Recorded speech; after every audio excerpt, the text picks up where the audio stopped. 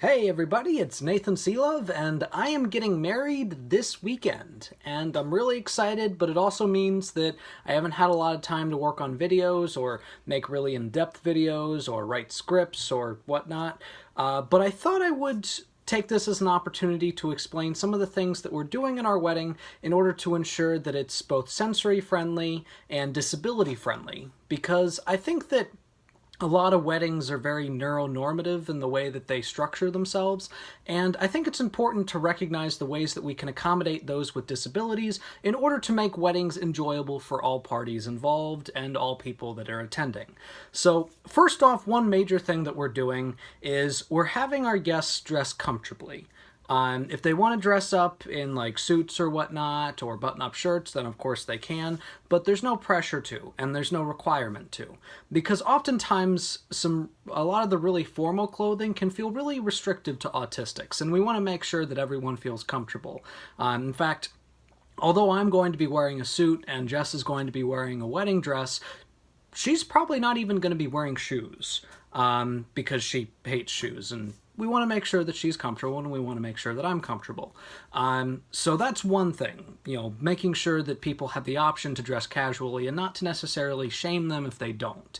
Another thing that we're doing, because it's an outside wedding, is that we're going to have some incense burning around the edges in order to keep bugs away, because bugs can, nobody likes having bugs crawl on their legs and whatnot. But we're also going to try to be careful to make sure that the incense smell isn't too intense for those with smell sensitivities to incense. So that's one thing.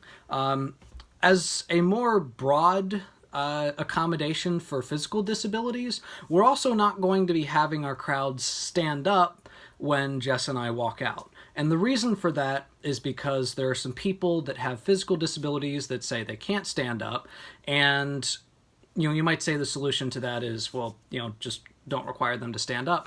But at the same time, since they're sitting, that means that they can't see the people walking out. So if everyone sits, then everyone is able to see the people walking out. And I think that that's important to make sure that no one feels left out. Also, we're going to make sure that there is there are safe spaces, sensory-friendly spaces that people can go to if they get overwhelmed by the crowd, because it is a wedding. There's going to be there's going to be several people there, and it might get noisy at times, so we want to make sure that there are places that people can retreat to in order to feel safe and secure and not overstimulated. And I think it's really important to make sure that the wedding itself is enjoyable for everyone involved. I'm really excited for what's coming up. I could not be happier. I could not have a more amazing, more beautiful, more wonderful, more intelligent bride. I can't wait to marry Jess, and I can't wait to mingle with guests and meet with family and join families together, because I think that's really what weddings are about. It's about joining families, and I think that's really valuable. Anyways, that's today's video. Thank you all for watching.